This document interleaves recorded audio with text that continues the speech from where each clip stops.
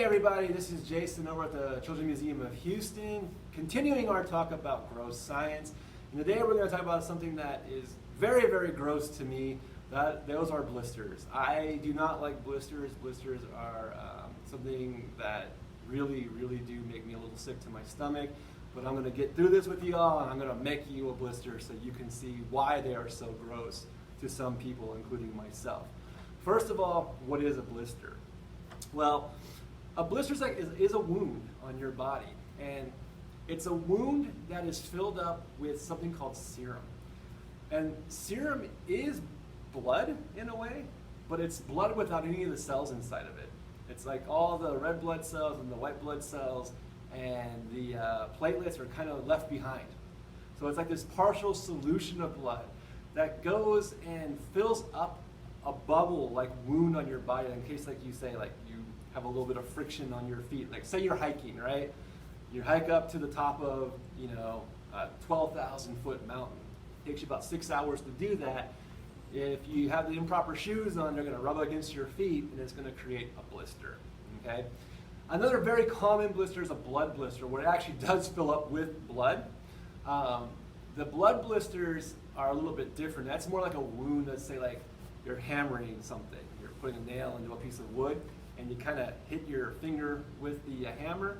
That's when you might get a blood blister, because you hit it and you're sort of like causing friction as you hit it against something else, and it causes that little bubble wound to show up. So blisters are also an indication that your immune system is working. It's a good thing.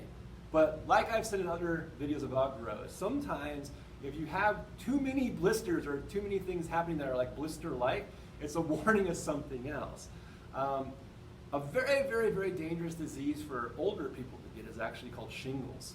Shingles are gotten by people who've never had chicken pox or were exposed only partially to chicken pox, and you get lots of like blisters on your body, and they're painful and they itch, and they're very, very, very, very, very disgusting and gross to look at.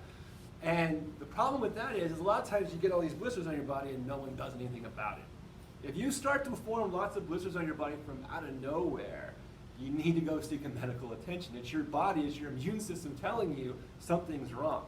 Another type of blister that forms, especially in sort of more elderly people and in younger people, like little kids ages 0 to 6, 7, 8 years old, are fever blisters. If you start to get fever blisters because your fever is so high, your skin is actually causing friction against itself, you need to seek a doctor like immediately. Like the moment you see that fever blister pop up, you got to go to the doctor, because that means you're really, really fighting. Your immune system is really fighting hard to protect yourself against something, and it's kind of losing the battle at that point. It's starting to wear down. So it's very, very important if you ever get like fever blisters, or if you're an older person, you start to get lots of blisters across your midsection or whatever, that you go seek medical attention. So once again, all this gross science is gross and it's fun, but it also helps you to help your students understand why these things that occur, how they're tied to your immune system, and what you should do once they're visible. Now, for the most part, if you get, like, say, that friction blister from hiking too long or whatever, there's not much you can do. You just sort of like maybe put a piece of gauze over it to keep it from rubbing anymore. But the one thing you don't ever want to do with a blister, even though it's very, very tempting, is you don't want to pop a blister. If you pop a blister, it's going to form a scab. It's going to take a lot longer to heal, and it's unnecessarily long. If you let the blister just do its thing and let it die out on its own, you're going to be fine. But I know it's very, very difficult not to be tempted to pop a blister. So I'm going to make a blister on a paper plate. When you do this with your kids, you can have them do it on their body. It's stuff that won't hurt them. The red food dye here will stain them a little bit, but it won't hurt them. So you can have them put it on their body. It's a lot of fun, actually, to walk into a classroom and see kids with all these boils and blisters all over them, and their parents coming to get them. It's great humor at that point. I just use the word boil, just so you understand. A boil is like a really, really infected blister, and it can be quite large. Lots of times if you have a boil, you need to go seek a doctor, because they need to, like, what's called a lancet. They need to cut it, get all the fluid out, and take care of it from there. They sometimes even have to stitch it afterwards. So if you ever get like a huge blister on your body, also seek medical attention especially if it's like on your neck or something like that, because if you're hiking or doing anything like sort of sporty, you're not usually going to get blisters on your neck. Okay? So let's go ahead and make a blister. First thing we're going to use is this petroleum jelly stuff. This is, very common. It's easy to get. It's very inexpensive. So this is one of those things that, if you kids want to do this at home, it's very easy for them to get the stuff. So we're going to use petroleum jelly as sort of like the body of the blister, but we have to color the blister all kinds of icky colors. So we're going to start by taking some of this red food coloring and just putting a couple of drops onto the plate. All right, very, very little bit amount. Then what you're going to do is you're going to go ahead and use your half teaspoon again. Remember using a half teaspoon earlier for your rice for your blood. You're going to use your half teaspoon and you're going to get some petroleum jelly. Now, it's okay if it's a little bit more, a little bit less. It's actually kind of hard to get this stuff out. So you're just going to kind of want to get your finger and sort of poke it out and put it on top of that red food coloring. All right? Yeah, this one's really sticky and messy, so just be ready for that. But the lid of a petroleum jelly is really good to put your spoon into afterwards. Now, the next thing is, I'm just going to wipe my finger a little bit on here. You're going to go ahead and use yellow food coloring. Like I said, it's got to be this weird color. Serum is not exactly clear. It's got this kind of yellowish tint to it. So you're going to use the yellow, and you're going to put, a drop on it. Sometimes it doesn't do what you want. It spills everywhere. That's okay too. But you try to be as scientific as you can. And then you're going to mix it all together. You're going to get all those colors mixed up together within this piece of petroleum jelly. This is very foul to me. I do not like blisters. So I should have had Jennifer over you this one.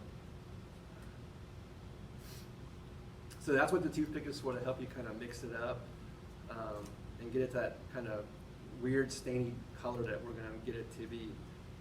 And this is not even done. We got a little bit more to do. After we sort of get it colored up like that, again, good place to put your toothpick is the lid of the petroleum jelly. You're going to take some of these little sheets of paper, rip a little piece off, and you're going to kind of surround it so it's sort of contained your blister. You might need a couple little sheets depending on how you do it. So it'll be like contained a little bit. So now you can sort of see it's kind of got that shape, that kind of bubble shape coming up out of it. And yeah, it's really, really foul looking, but it's fine. It's a blister. And then you're going to use your finger and put just a little bit more petroleum jelly over it, just to kind of smooth it out and get it all kind of together. And then you're going to do exactly what you're not supposed to do with the blister. You're going to pop it.